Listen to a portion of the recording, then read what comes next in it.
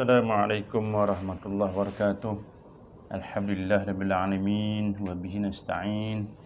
Asyhadu an la ilaha illallah wahdahu la syarika lah wa asyhadu anna Muhammadan abduhu wa rasuluh. Alhamdulillah, kita masih lagi meneruskan halal dan sihat untuk siri yang seterusnya. Kita bincang berkenaan dengan sayur-sayuran. Sebelum ni kita bincang berkenaan dengan buah labu, mentimun. Kali ini saya memilih kacang kuda. Kacang kuda. Kalau kita lihat ialah orang suka makan roti canai, kacang dal, jenis-jenis kekacang ini. Kalau kita lihat kacang kuda ni memang biasa juga dibuat sebagai makanan ringan sedap.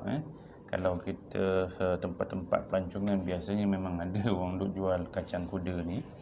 Jadi kalau kita lihat firman Allah Subhanahu wa taala dalam surah Al-Baqarah ayat 61, yang mana Allah sebutkan a'udzubillahi minasyaitonir rajim. Wa iz qultum ya Musa lan nasbiru ala tu'amin wahidin fad'u lana rabbaka yukhrij lana mimma tunbitul ardu min baqliha wa kithaiha wa fumiha wa 'adasiha wa basaliha. Qala atastabdiluna allazi huwa adna billazi huwa khair.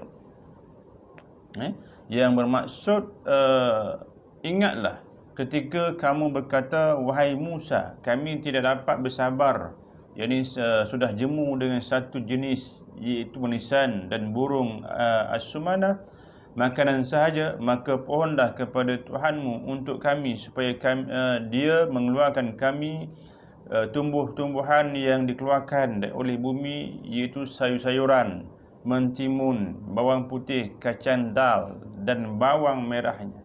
Baginda, yakni Nabi Musa AS menjawab, adakah kamu mahu meminta tukaran makanan yang rendah kualitinya dengan meninggalkan makanan yang lebih baik, iaitu manisan dan juga burung as-sumah.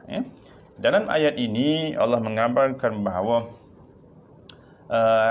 adas yang disebut sebagai wa'adas, adas itu ialah salah satu makanan yang dikenali oleh umat-umat yang terdahulu. Kalau kita translate, kalau kita terjemahkan sekarang, disebut sebagai kacang kuda itu sendiri. Di mana kisah kaum Bani Israel yang memohon kepada Nabi Musa agar Nabi Musa berdoa kepada Allah Subhanahu Taala supaya memberikan hasil bumi, termasuk adas ini juga kacang kuda ini. Tapi Nabi Musa menempelak kaum Bani Israel ini supaya makanan yang terbaik itulah yang datang daripada Allah Subhanahu Wa Taala. Baik. Jadi dalam hal ini daripada kisah ini juga lah boleh kita sebutkan bahawa apa jua pun yang diperintahkan yang telah Allah tentukan itulah yang terbaik, dan juga Allah inginkan insan-insan termasuk juga kita semua ini menjadi insan yang terbaik. Baik. Dalam konteks hadis pula, tidak ada satu pun hadis yang sabit daripada Rasulullah SAW tentang adas ini, khususnya tentang kedudukan juga khasiatnya yang macam-macam. Tapi dalam hal ini terdapat satu kisah yang menarik yang boleh kita kongsikan di sini, apabila Khalifah Umar Abdul Aziz pernah menyatakan, Khalifah Umar Abdul Aziz pernah menyatakan, inna na'kulu hazi syajaratal adas wa hiya ma 'alimtu murqatun lil qalbi mughayziratun lidam'i muzillatun lil jasad. Sesungguhnya kami memakan pokok adas ini yang aku tahu ia dapat melembutkan hati, memperbanyakkan air mata, namun melemahkan badan.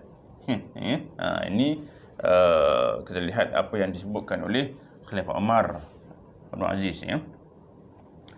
Namun dari sudut kesihatannya, memang kalau kita lihat jenis-jenis kekacang ni merupakan sumber protein yang boleh digunakan untuk menggantikan daging, dan juga protein yang tak lengkap kalau kita makan ke kacang ni boleh mengembalikan, boleh melengkapkan apa yang disebut sebagai sumber protein yang lengkap ini. Baik. Jadi kalau kita lihat orang yang kalau kita pergi ke belah-belah Arab kan, belah-belah Arab atau juga makan Arab ni dia sebut sebagai hummus. Hummus ni adalah makan Arab yang menggunakan kacang kuda, yang kita cicah, roti sebagainya. Itu adalah juga dibuat daripada sumber kacang kuda ini. Jadi dalam hal ini orang Arab banyak menggunakan kacang kuda. Yang hummus ini adalah kacang kuda yang di blendkan, yang ditumbuk, kemudian dicampurkan dengan minyak zaitun, dan juga orang Jepun juga memasak kacang kuda ni dengan rumpai laut, minyak rumpai laut. Orang Jepun ni. Jadi dalam hal ini asasnya adalah asas yang diambil daripada sumber kekacang itu. Baik, itu antara yang boleh kita kongsikan yang ada juga kaitannya dengan kacang kuda ni. Jadi oleh kerana itu makanlah kacang kuda kerana dia juga memberikan khasiat selain daripada apa yang Allah sebutkan dalam Al-Quran Karim. Sebenarnya banyak kalau kita lihat tumbuh-tumbuhan, sayur-sayuran yang lain yang ada sudut khasiatnya memanglah cukup banyak, macam juga buah lombak sebagainya, buah tematu sebagainya, ada yang disebut sebagai tumbuhan-tumbuhan yang menjalar ini elok untuk kita makan, sebab dia juga merupakan perkara yang disebut sebagai halal dan thayyibah, halal lagi baik. Cuma dalam hal ini ada juga orang yang tanyakan kalau kata tumbuh-tumbuhan yang menggunakan baja daripada baja tahi kan, macam tahi kuda ke, bukan setakat kacang kuda, tahi kuda sebagai baja contoh, ataupun juga dia gunakan baja daripada tahi babi sebagainya, baja daripada tahi kambing, maka boleh ke tak boleh buahnya itu, sayurnya itu untuk kita makan. Baik, dalam hal ini telah diputuskan oleh fatwa kebangsaan bahawa baja yang digunakan untuk pokok, contohnya pokok pelam, pokok tematu contohnya kan, yang digunakan untuk baja daripada baja tahi babi contohnya, maka hukumnya adalah harus untuk kita nak makan buah tersebut. Kalau buah pelam ke, buah tematu ke, kan, maka buah mentimun ke, maka harus. Sebab apa tuan-tuan? Kalau kita gunakan baja, katakanlah baja tahi babi, yang banyak isu yang pernah berlaku kan, buah Bali dulu, buah kan limau Bali yang menjadi isu, orang menggunakan baja daripada tahi babi sebagainya. Maka kalau dia gunakan baja, letakkan di atas tanah, maka tanah ini dan juga pokok ini akan sedut tahi ke atau zat yang ada pada tahi itu. Maka dalam hal ini dia sedut zat yang ada pada tahi itu. Tahi itu juga dia melalui proses kena tanah. Tanah ini bersifat sebagai filter. Tanah bersifat sebagai filter yang nak menapis. Macam juga kita lah, kalau kita minum air kopi, kita minum, kita kencing warna apa?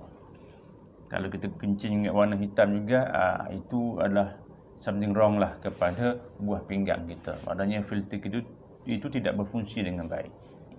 So sama juga lah seperti pokok, dia juga adanya filter. Tanah juga banyak fungsi. Memang tanah banyak disifatkan sebagai absorber, sebagai boleh menapis. Contohnya kalau kata minyak crude oil, orang yang nak buat minyak masak, dia menggunakan juga clay dan juga tanah nak absorb tu. So begitu juga dengan baja ni. Maka dia melalui tanah ini akan filter, kemudian masuk ke dalam pokok, dan juga berlakunya proses fotosintesis kan, keluarnya oksigen, sedutnya karbon, telah bertukar proses tindak balas kimia, tindak balas sains ini telah pun bertukar pergi kepada buah, maka hukumnya lah harus untuk kita makan buah tu sebab dia dah bertukar ya. Kecuali makan buah rasa tahi itu yang tu lain cerita. Tapi orang Jabatan Petani kata tak mungkin ustaz sebab dia dah melalui proses yang kata perubahan tindak balas kimia ni. Itulah hukum-hukumnya bagaimana kita melihat tindak balas sains dan juga hukum syarak ni digabungkan barulah dikeluarkan fatwanya. Oleh kerana itu adalah harus untuk kita nak makan buah-buahan yang saya kongsikan yang sebelum ni. Kalau nak tahu semua tentang buah-buah itu bolehlah pergi kepada channel dan juga YouTube Ustaz Amri Halal, tengok buah-buahan dan juga sebagainya. Maka proses-proses inilah yang disebutkan sebagai proses untuk kita keluarkan apa yang disebut sebagai hukum-hukumnya kan, hukum-hukum yang kata harus kita nak makan buah yang menggunakan baja daripada tai babi. Cuma dalam hal ini makruh bagi orang Islam, disebutkan sebagai makruh bagi orang Islam. Sebab apa? Sebab nak kena sertu dan juga sebagainya. Jadi kalau nak tahu kisah-kisah yang buah-buahan yang lain itu, pergilah kepada channel Ustaz Amri Halal, insya-Allah moga dianya bermanfaat. Sekian, assalamualaikum warahmatullahi wabarakatuh.